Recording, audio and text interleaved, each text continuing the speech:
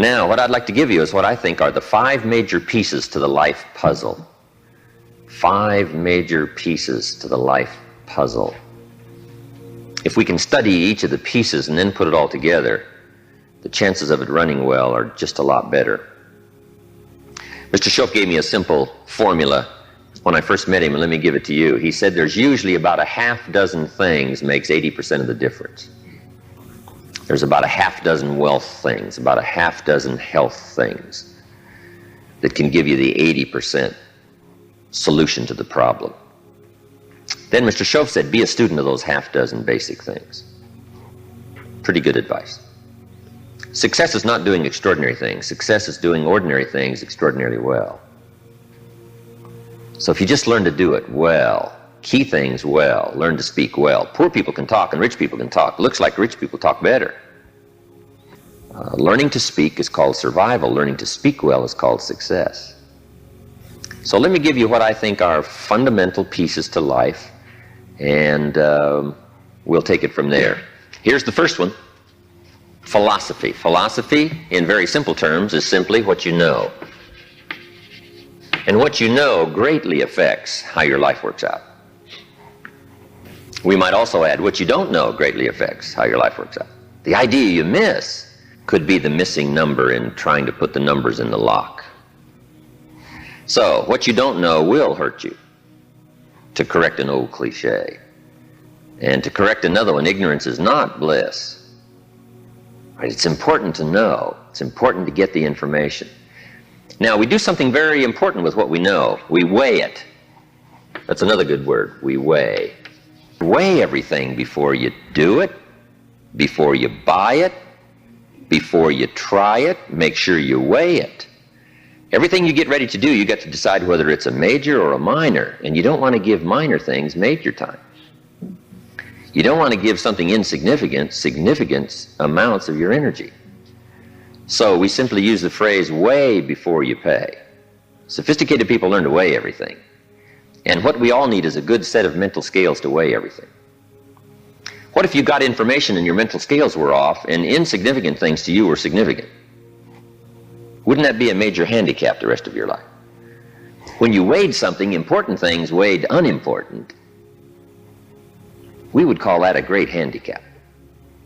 So it's very important to weigh everything properly, and that's the reason for sermons and songs and lyrics and lectures and seminars and conversations and professors and teachers.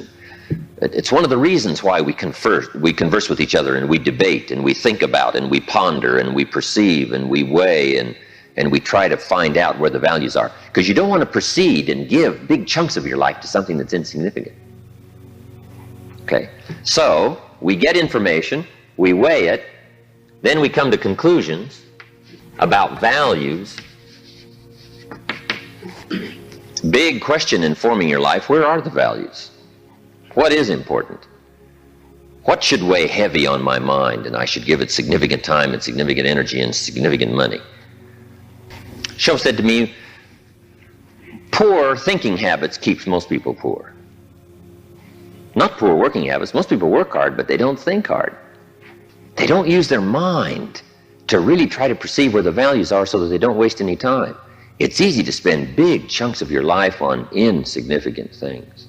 It's one of the major pieces of the life puzzle. What you think about, knowledge, how you weigh it, the conclusions you come to, the values you've perceived, thinking. If you really want to help somebody change their life, you have to start changing their mind, change their philosophy, change how they think.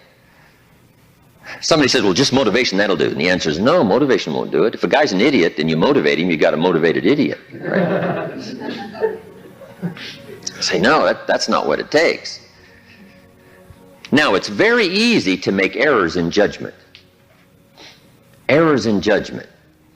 I'm now teaching people, even after they're out of school, university, college, they should read at least 1 or 2 books a week.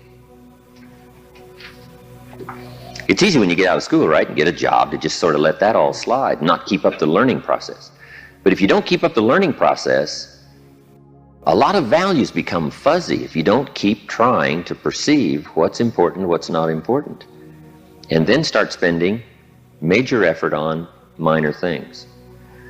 So we have to keep learning. What if a guy spent his book money on donuts? Right? We would call him greatly deprived mentally. In 10 years, the guy's bought 2 tons of donuts and only 2 books, right? Mostly with pictures, right? And he wonders why his life isn't working well. Reason. After he got out of school, he didn't keep up the flow of ideas that can help to refine your business and help to refine your decisions and help you come to better conclusions. You've got to keep up the learning curve, even after you're out of school, to make sure that you're not making errors in judgment. The reason why most people wind up average at age 40 instead of rich is simply an error in judgment about what to do with your money. What would you suggest a 15-year-old start as a plan to do with their money so that by 40 they're rich instead of average? You've got to have a good plan, right? If you start making errors early with your money, those errors can make your life mediocre instead of rich. You wind up with pennies instead of fortune.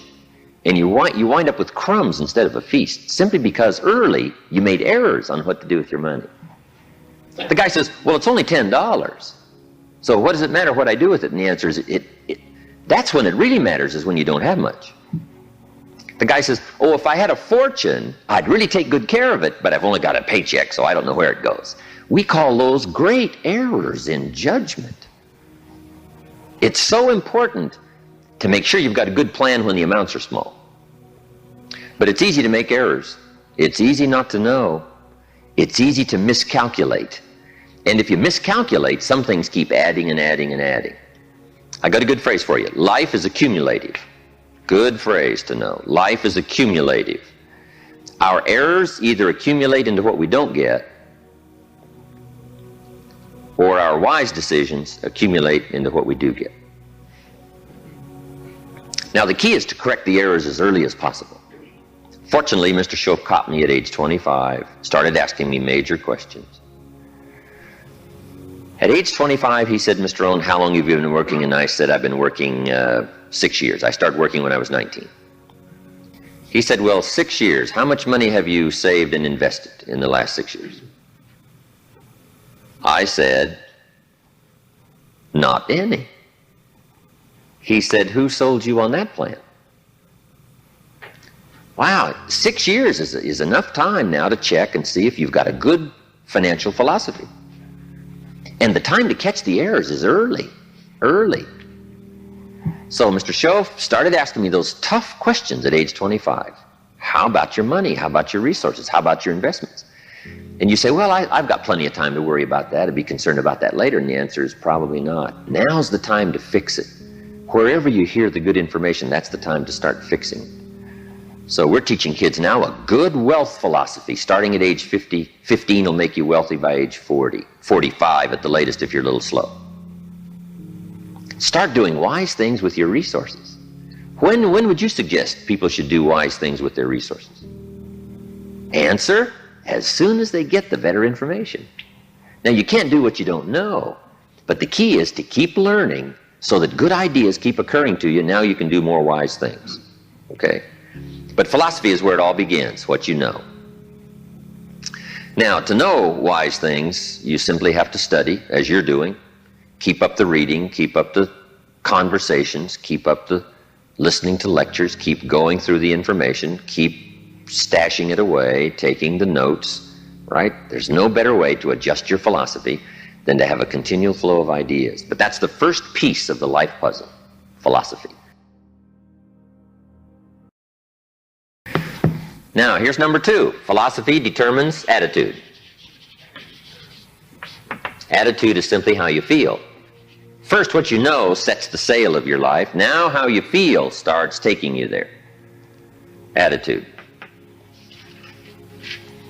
Now, there's all kinds of ways to feel, right? You can feel good or you can feel bad.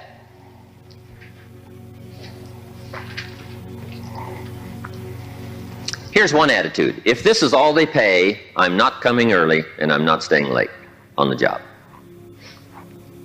That's an attitude, right? If this is all they pay, I don't come early and I don't stay late. Now, do you suppose that attitude, if you carried it through the rest of your life, do you suppose that attitude would greatly affect your life as the years unfold? The answer is overwhelmingly Of course. Here's another attitude. No matter what they pay, I always come early and I always stay late to invest in my own future. Isn't that fascinating? Attitude is by choice. You can either choose to come early or you can choose to come late. You can either choose to leave early or you can choose to stay late. Attitude's a matter of choice. Now, to make wise choice, we need educated attitudes. Emotions must go to school to learn where the values are. Okay? Good phrase. Emotions must go to school. When kids are young, right? A 3-year-old, falls on the floor and kicks his feet and screams. We say, well, that's okay when you're 3, but it isn't okay when you're 30. Right? As a little kid, right, you can retaliate and punch somebody out, but when you're 23, we say, no, you got to learn now to take that emotion and send it to school and find out where the values are. It's okay to feel strong, but you've got to learn to restrain yourself in a society if you want life to go well for you. So attitudes now become a matter of educated choice. Educated choice. But how we feel is going to greatly determine how our life works out. Now, it's how you feel about a variety of things. Let me give you that list. Number 1, it's how you feel about the past. Now, when you're young, you haven't got that much past to feel about, but I'm sure you've had some ups and downs. You've had some wins and losses. So part of our attitude is based on how we feel about the past. Some people are still carrying the burdens of the past. They're affected by some difficulties, some losses, whatever. They're carrying it around like a burden. Instead of using the past as a school, they're using it as a threat to their life. So part of it is solving the attitude about the past, how you feel about it. Number 2, it's how you feel about the future. Facing the future, very important, key part of our life. Now, there's 2 ways to face the future. Here they are. 1, anticipation. That's one way to face the future, anticipation. Here's the other way, apprehension. Now, most people face the future with apprehension, primarily because they bought somebody else's view. They don't have their own future well designed. So in the absence of having your own future well designed, you have a tendency to be persuaded to buy somebody else's future. Here's what's going to happen, here's what's going to happen. Boy, it's easy to let your days be clouded by all of that. So some days, somewhere along the line, you've got to start settling for sure how you feel about the future. And how you feel about it greatly determines what you do. If you don't feel good about the future by having goals set, you take what we call uncertain steps. It's difficult to be confident about the day if you don't have your future well designed. So here's one of the keys to do about your future. Set goals, write them down, design the future. Where do you want to go? What do you want to do? What do you want to be? What do you want to see? What do you want to have? What do you want to share? Even if it all changes 12 months from now, the key is to start making a list now. The cities you want to visit, the people you'd like to meet, your health goals, your investment goals, all that stuff, start writing it, putting it in a journal somewhere. And let it all change as time unfolds. Something that you think is very important right now, 2 years from now, you'll say, that was kind of foolish. How come I thought that was so important, right? Because you'll grow beyond that. But right now it's important to get as clear a picture as you can of the future. Set your dreams, set your goals. Because it's important. How the day goes is greatly determined by your confidence about the future. Now here's another attitude. It's how you feel about each other. It's how you feel about society and the community and the country. It's very important. It's not that difficult to be a cynic. And cynicism greatly influences how your life works out. But it's also important to understand that if you want to do well, it takes all of us to help each of us. Good phrase. It takes all of us to help each of us do well. You can't succeed by yourself. It's hard to find a rich hermit. You can't succeed by yourself. You need a market. You need a society. We need each other's ideas. We need each other's collective ideas. Collective participation in the marketplace, society. Okay? So how we feel about each other, very important. Now here's the big one. It's how you feel about yourself. How you feel about yourself. Self-esteem, understanding your own value. Boy, if new discovery starts to unfold for you, that you've got the brains, you've got the talent, all you need is instruction, all you need is some coaching, all you need is some help, all you need is some advice, some experience. If you're headed down the wrong road, hopefully somebody's already been down that road where the bridge is out. And they come back saying, don't go this way anymore, the bridge is out. So we take somebody else's advice and we say, wow, I'm glad you came along, I'm heading down this road. So learning from other people's experiences, picking up all the ideas so that we can feel good about ourselves. Now, self-esteem primarily comes from engaging in the disciplines that lead to value. Self-esteem comes from engaging in the disciplines that lead to value. We don't lack potential, but to bring value from potential, we need the disciplines. Now, one of the major things that makes us not feel good about ourselves is not engaging in the disciplines. If you keep letting yourself off the hook, or just ho-humming it and letting it all slide, then you don't feel good about yourself.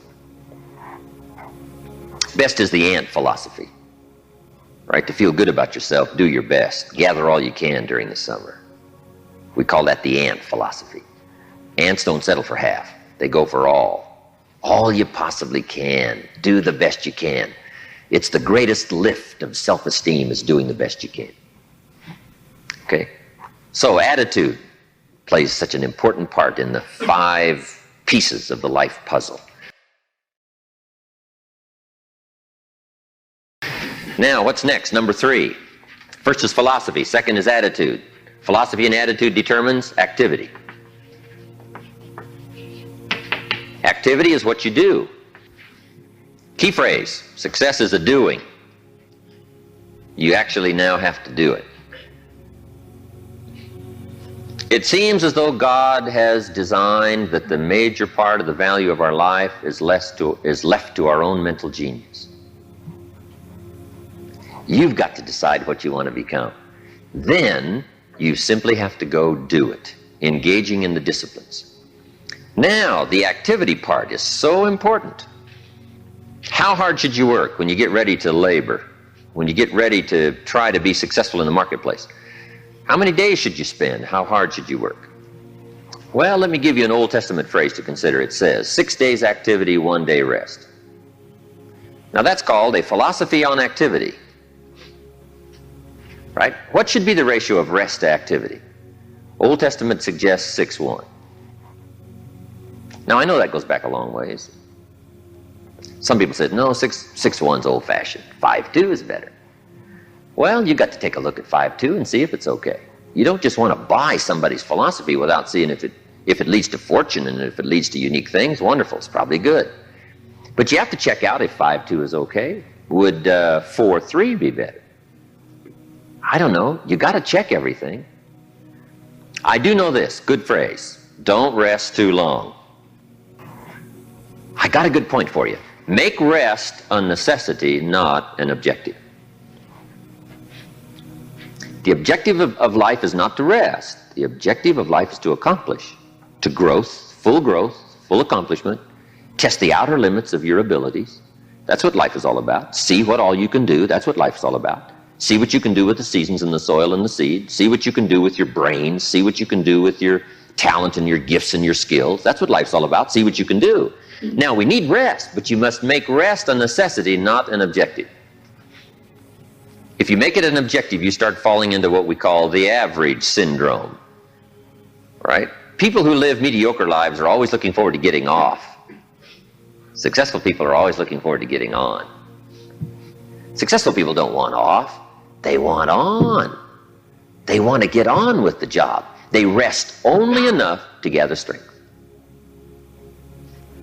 So consider that in your argument, in your debate on how hard should you work. Let me give you another Bible philosophy. My parents made sure I was a pretty good scholar by the time I was 18. And I'm an amateur on the Bible. But here's another good philosophy. Whatever your hands currently find to do, do it with all your might. Whatever you're doing Do it with all your might. We call that philosophy on activity. How hard should you work? As hard as you can in the time allotted to labor. In leadership, management, lectures we teach, when you work, work. When you play, play. Don't play at work. And don't work at play. Right? Make best use of your time. When you're working, pour it on. And when you're playing, have a good time. But don't play at work. Okay? So, activity, very important piece in this whole life puzzle in working. So, you've got to test how hard you can work. Part of it is physical, your own physical limitation. Some people can take 14 hours, no problem. Some people 10 stretches pretty much their physical limitation. So everybody has to sort of decide how hard you can work, how much time you can put in. When you come to university, right, you got to sort of find out how much workload you can handle, how many classes can you go through, how much can you unravel, how many study hours do you need, how much effort have you got, when are you going to run out of gas, right, and you need to replenish the supply. So we all have to study our own activity habits. But let me give you what I think is the best philosophy. It is simply do the best you can. In activity, we call it doing your best. A man asked me one time, he said, I'm making about $50,000 a year, isn't that enough? What would you tell somebody? A businessman said to me. He said, my kids aren't starving, and he said, I got my bills paid, and he said, we're doing pretty good, and I'm making about $50,000 a year. Isn't that enough? He asked me. What do you suppose I told him? I said, yes, it's enough if it's the best you can do. We don't call an amount enough. We call your best enough. I said, if you're capable of making $500,000 a year and you make $50,000 a year, we call you loser. And we don't call you loser because of the difference between $50,000 and $500,000. We call you loser because you're not doing your best. If you do your best and you make $10,000 a year, that's enough. If you do your best and you make $1 million a year, that's enough. Enough is not the difference between 10,000 and 1,000,000. Enough is simply doing the best you can. So that's the key to the good life. When the day is finished, if you say, did I do my best? And if I'm not doing my best, why not? Have I got some errors in my philosophy that says, hey, half effort's okay, just slide by, ho-hum it, cross your fingers, and everything will work out, hopefully. Say, no, I don't want to take those kind of chances. I don't want to drift. Okay? So activity. Just put a big question mark on activity and say, here's a major piece of life to keep checking. Make sure I'm doing my best. That's all I require, my best. A group of psychiatrists asked me to come and lecture for them in Los Angeles one time, which I thought was interesting, since I only went to 1 year of college. And then in the middle of my lecture, I had the audacity to say, ladies and gentlemen, let me tell you what I think most messes with the mind. They said, what do you think most messes with the mind? I said, I think what most messes with the mind is simply doing less than you can. It sets up all kinds of psychic problems, doing less than you can. Guess when you really feel good about yourself? When you've done the best you can. You don't even have to win the full prize if you do the best you can. We call that the ultimate winning, doing the best you can. Wow, there's nothing like the soaring self-confidence that comes from putting out what we call full effort. In whatever you do, it's called full effort. Philosophy, activity, attitude leads to number 4, results.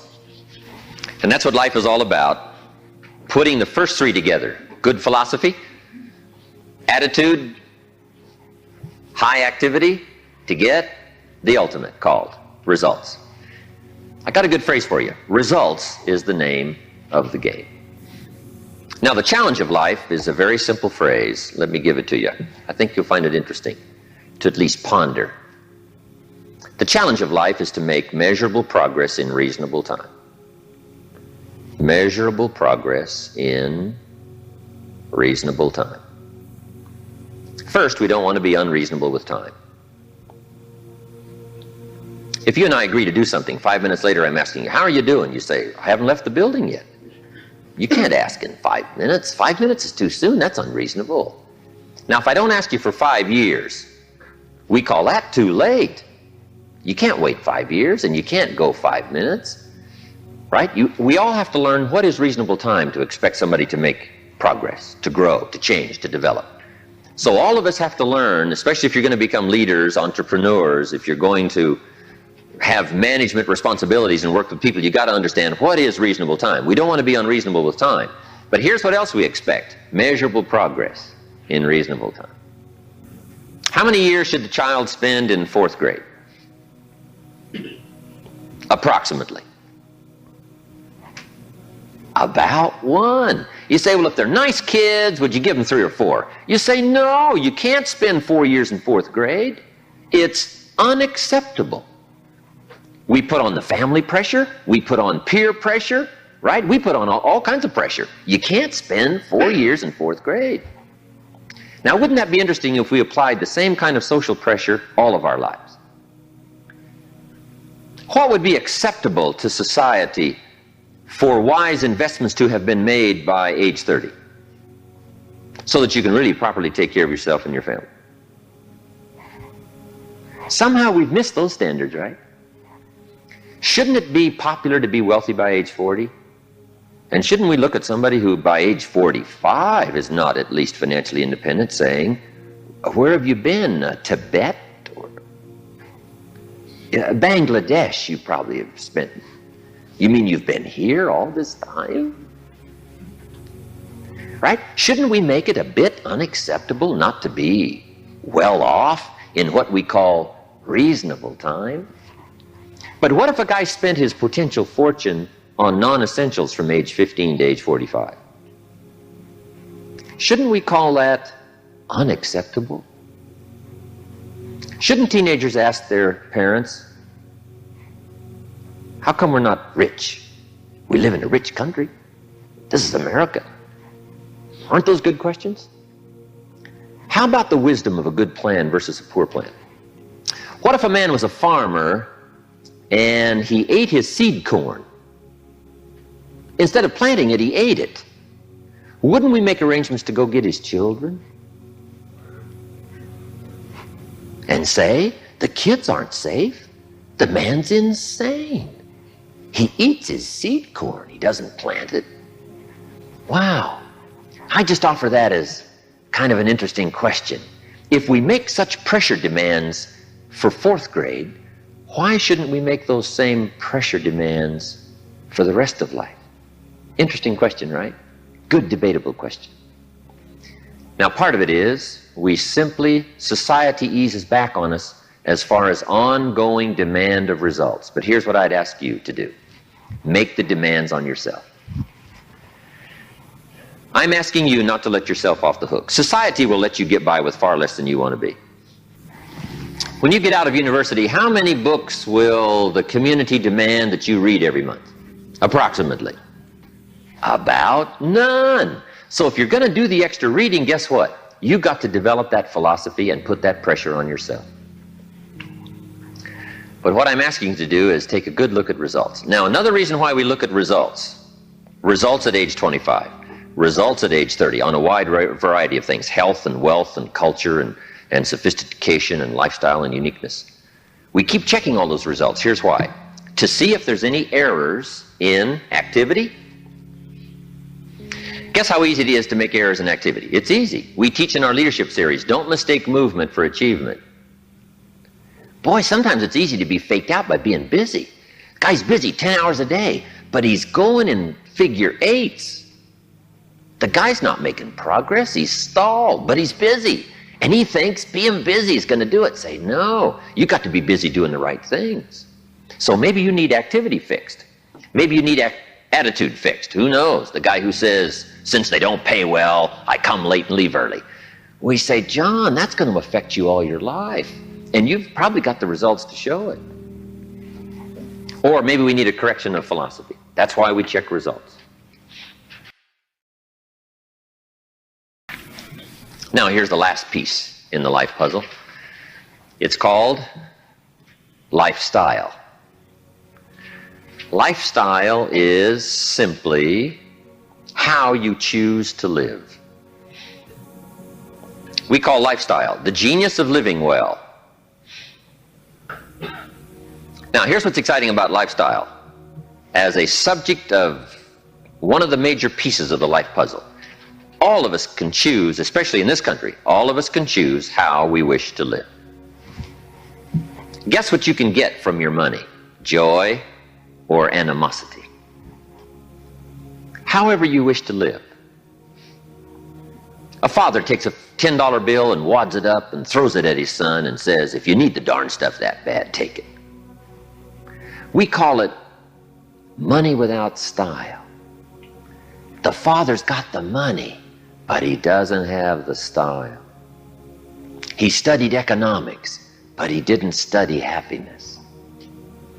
So let me give you the phrase. Happiness is an art, not an accident.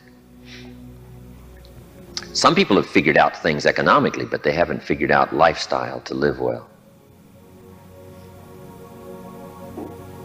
Culture is a study. It's not an amount. Somebody says, if you have an amount of money, you'll be cultured. And the answer is no. Cultured is a study. Culture is a refinement of the mind. To be cultured, you must study culture and practice culture. Money doesn't solve the culture challenge. Money doesn't solve the happiness challenge. To be happy, you got to study and practice happiness. And Mr. Shove taught me all the simple ways to get joy from substance. A sophisticated gentleman knows that a rose on time is more valuable than a $1,000 gift too late. It's not the amount that counts, it's the genius that counts. It's the ideas that count. So here's what I'm challenging you to do. How to be happy with what you've got while you pursue what you want. And I'll give you time to make a note of that phrase because I think it's so important to wrap it up. How to be happy with what you've got while you pursue what you want.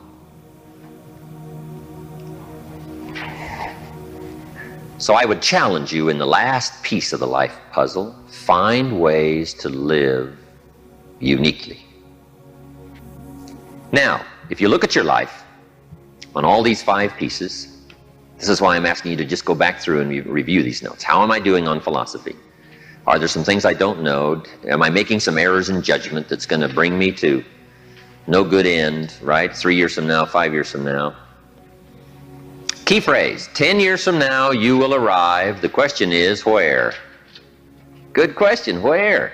And the follow-up is, now's the time to fix the next 10 years.